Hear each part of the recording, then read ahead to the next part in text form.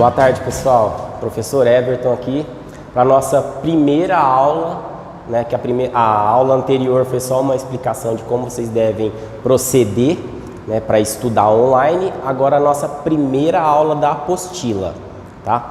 Pessoal, essa primeira aula ela é a do capítulo 1, tá? E nós vamos esmiuçar ela inteirinha hoje aqui, tudo bem? Vamos lá, ó. Se você olhar aí na sua apostila, no capítulo 1, nós vamos ver a Europa, tá? A Europa, pessoal, no mapa mundi, aqui, ó. Então aqui nós temos o mapa mundi. Espero que vocês estejam vendo bem aí. E onde está localizada a Europa? Ó, no centro do mapa, nessa parte central do mapa, tá? Lembrando que a Europa é um continente, tá? E ela fica, de certa forma, aqui, ó, logo acima do continente africano. Ó, continente africano, Europa. Tudo que está pintado de vermelho aqui seria o continente europeu. Tá certo? Quero que vocês... Hoje nós vamos tentar passar as características desse continente. Tudo bem? Vamos passar para próximo. Aqui, esta imagem é aquela parte vermelha do slide anterior, aproximado. Pessoal, olha só o tanto de país que nós temos aqui no continente europeu.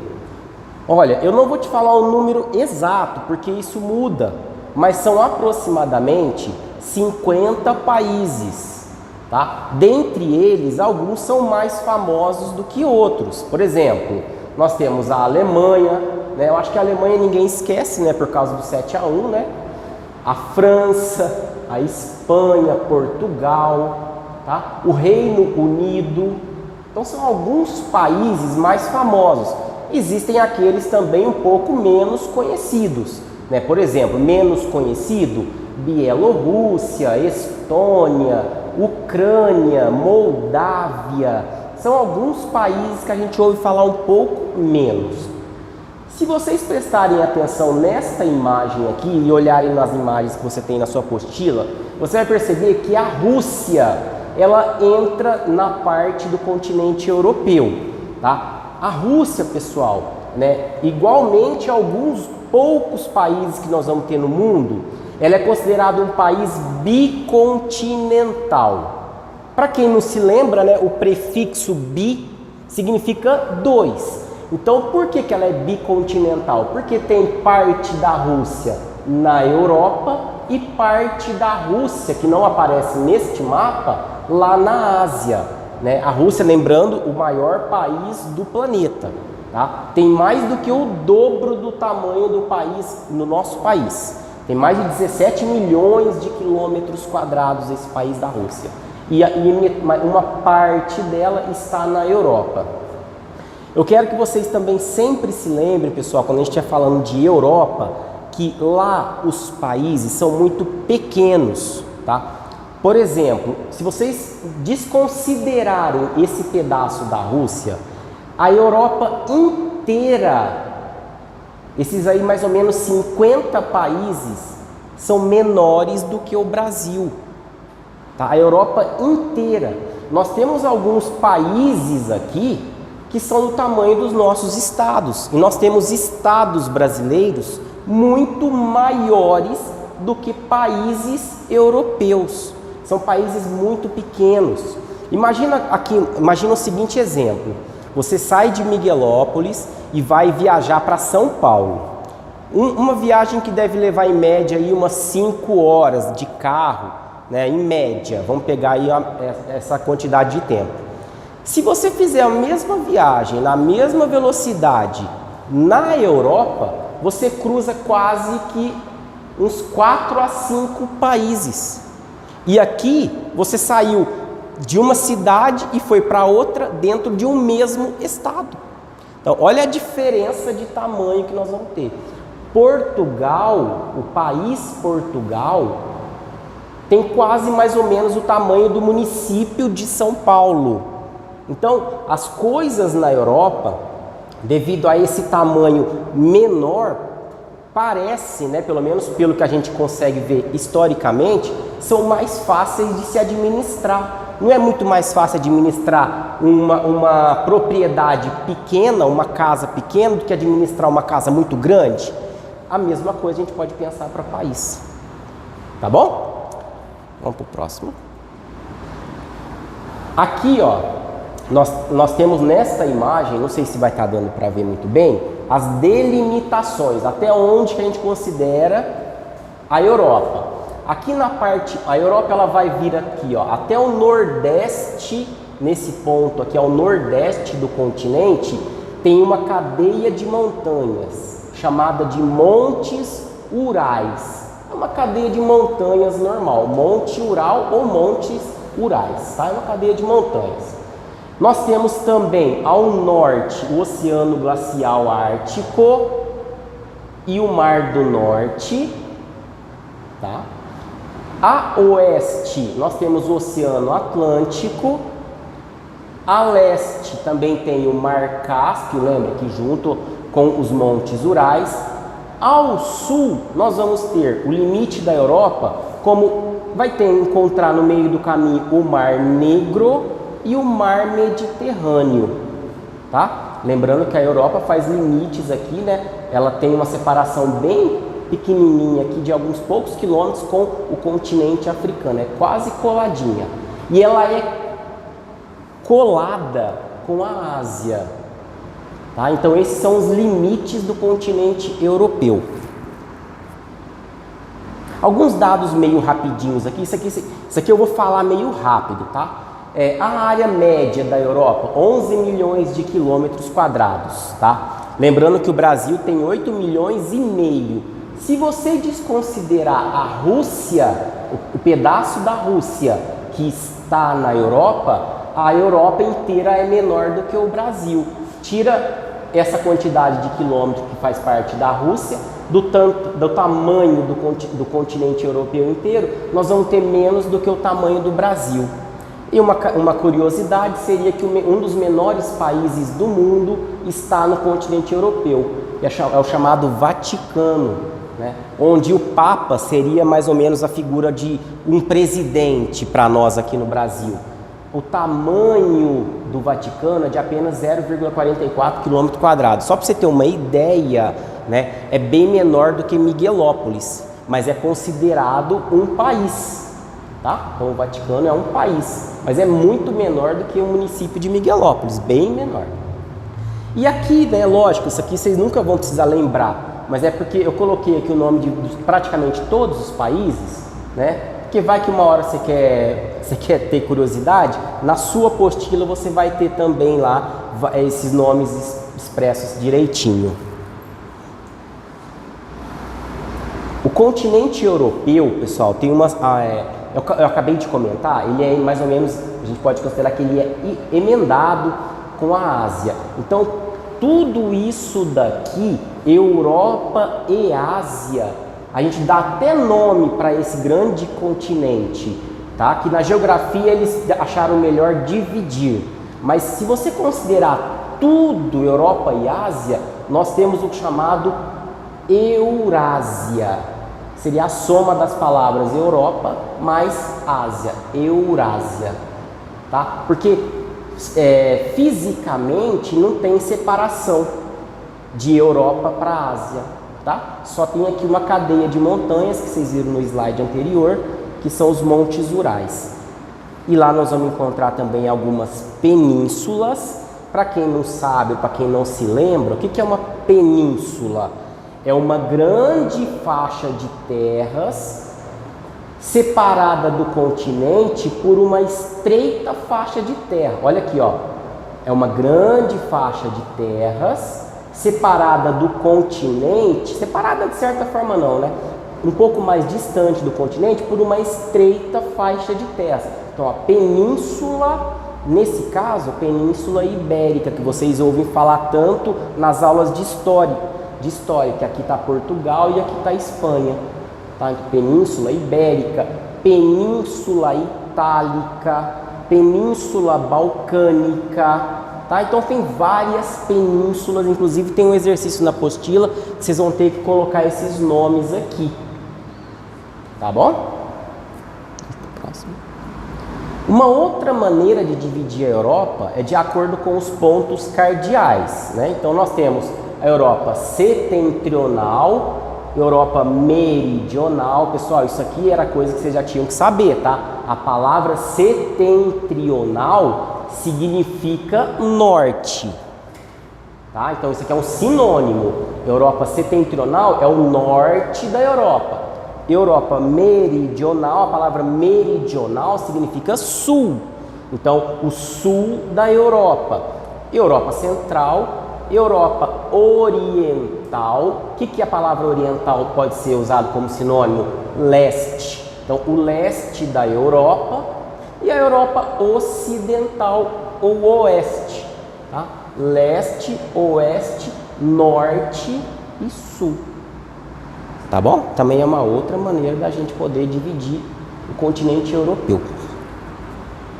E uma outra forma que foi falado nas aulas antes da gente sair nesse prazo aí de pandemia, né, é a divisão dentro da Europa através de países capitalistas e países socialistas. Eu acho que isso talvez vocês se lembrem, né? Eu consegui passar em várias salas essa parte.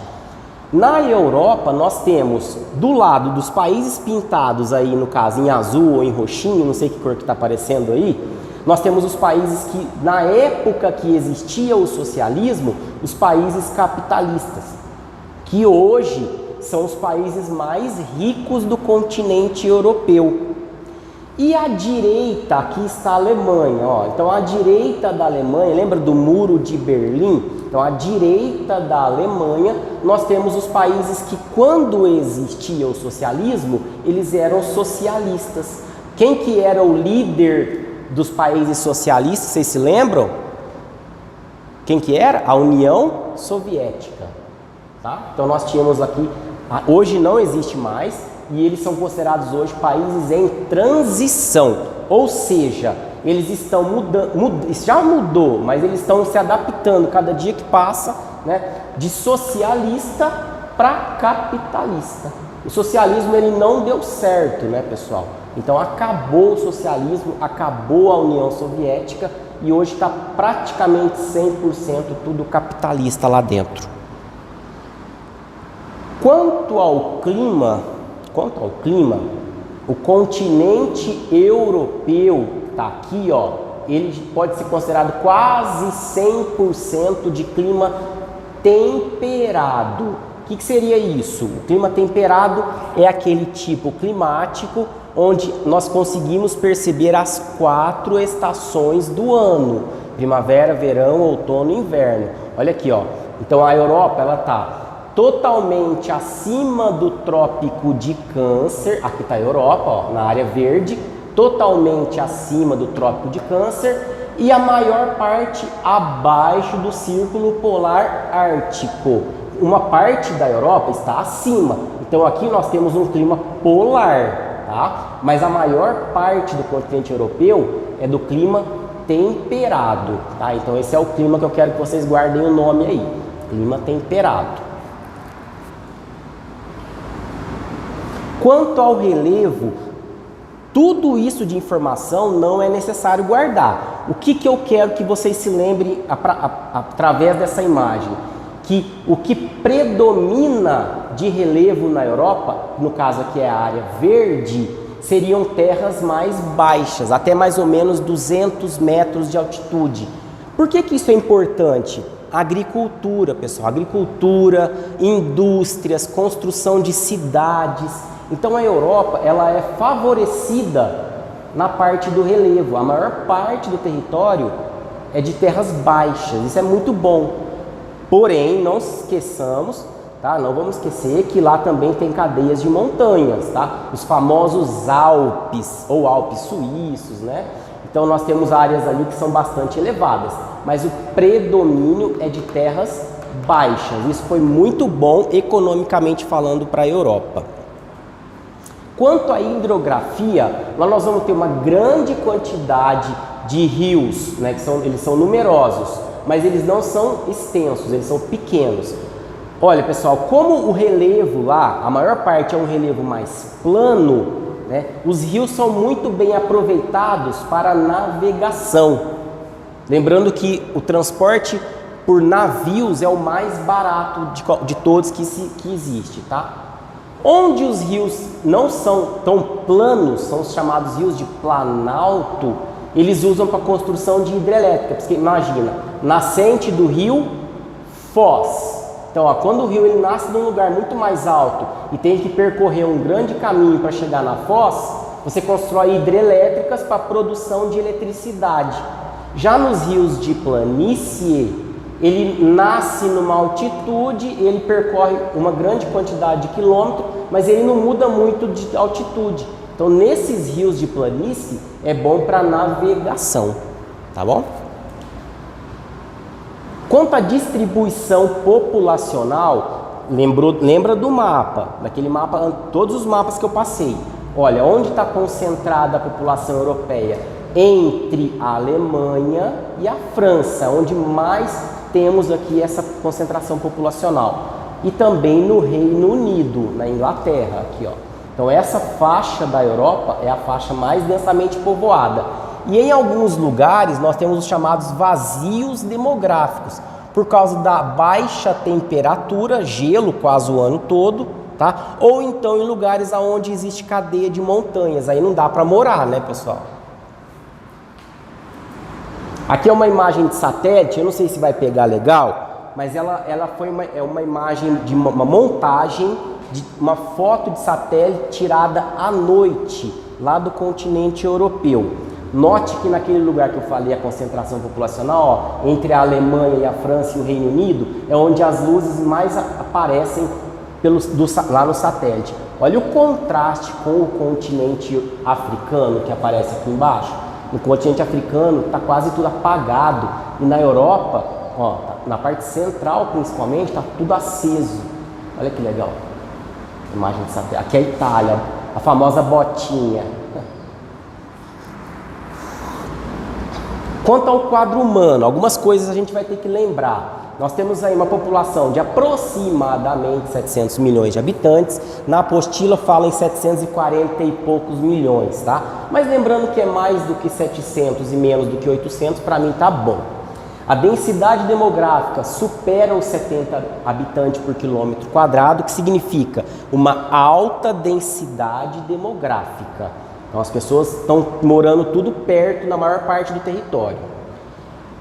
E as grandes concentrações estão no oeste europeu, como apareceram nas imagens anteriores. Na parte social, ó, nós temos algumas coisas importantes, tá? A população lá, ela tem poucos filhos, né? Então o crescimento populacional é baixo e o número de filhos é muito baixo. O continente europeu, pessoal, olha essa informação, é o único continente do planeta onde a população está diminuindo em quantidade, tá? O futuro da Europa é ter cada vez menos habitantes. Isso se não for ter para lá imigração, tá? Se for depender da população de lá, a população da Europa vai cada vez diminuir mais. Como é um país, como é um continente com uma grande riqueza, a gente pode dizer assim, a maior parte dos países tem uma boa qualidade de vida, a mortalidade infantil e o analfabetismo é muito baixo, é muito reduzido. Lá as pessoas estudam bastante, tá? E as crianças morrem muito pouco, diferente de países mais pobres, é o contrário, em país pobre. E temos um elevado padrão de renda e elevada expectativa de vida, ou seja, as pessoas vivem bastante na Europa. Uma atualidade, vocês têm ouvido falar do epicentro do coronavírus que teve na Europa? Na Itália, na Espanha, lá as pessoas eram muito idosas. Na Itália é uma expectativa de vida muito alta. Então você imagina um vírus que ele é prejudicial para qualquer pessoa, só que muito mais para quem tem problemas devido à idade. Então a Itália foi um dos países que mais teve problemas aí com o coronavírus, porque a população era muito idosa, a expectativa de vida lá é muito alta, morreu muita gente. Na parte da economia e da União Europeia, nós temos aqui um grande bloco econômico, essa é a bandeira da chamada União Europeia. O que é União Europeia? A União Europeia, pessoal, é um bloco econômico onde vários países se unem para fazer comércio. Tá? Então, aqui no caso da União Europeia, é o maior bloco econômico que existe hoje em funcionamento. Nós temos aí mais ou menos 30 países fazendo parte da União Europeia. Tá? Olha que interessante, no Brasil, se você, qual que é a nossa moeda corrente? É o real. Né? Na Europa, a moeda corrente é o chamado euro. Aqui no Brasil, se você for viajar, por exemplo, para a Argentina, você tem que chegar na Argentina ou antes de ir para lá, você compra a moeda local, que é o peso. Né? Na Europa, dentre todos os países da União Europeia, aqueles que adotaram o euro, que é quase mais ou menos aí uns 20 de todos eles, mais ou menos uns 20 usa a mesma moeda. Então, você, com o dinheiro que está na sua carteira, você consegue viajar por vários países sem precisar se preocupar em ficar trocando dinheiro. Tá? Então, eles têm essa liberdade lá.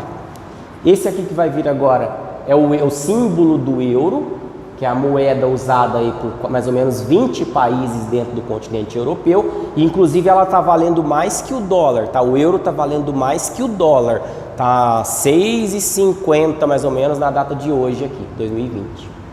Pode passar. E um grande problema que nós encontramos também no continente europeu é um problema conhecido como xenofobia. O que seria essa xenofobia? Xenofobia, ó, é a discriminação a diferentes culturas e nacionalidades. No Brasil, pessoal, é considerado crime, tá? Volta um slide. Isso. Essa imagem aqui é uma charge, né, mostrando que a União Europeia não quer o imigrante ilegal lá dentro. Ó. Eles querem apenas o pessoal que já é da Europa. É uma charge que caiu numa questão de vestibular isso daqui, tá? O pessoal que vai para lá de imigrante não é bem tratado, tá, gente? Isso é chamado de xenofobia. Vocês já ouviram falar dos skinheads? Aquele pessoal que tem a cabeça raspada, usa roupas pretas e sai batendo em quem eles não gostam. Lá, eles têm um preconceito, tá? Isso é chamado de xenofobia, com quem não é do lugar.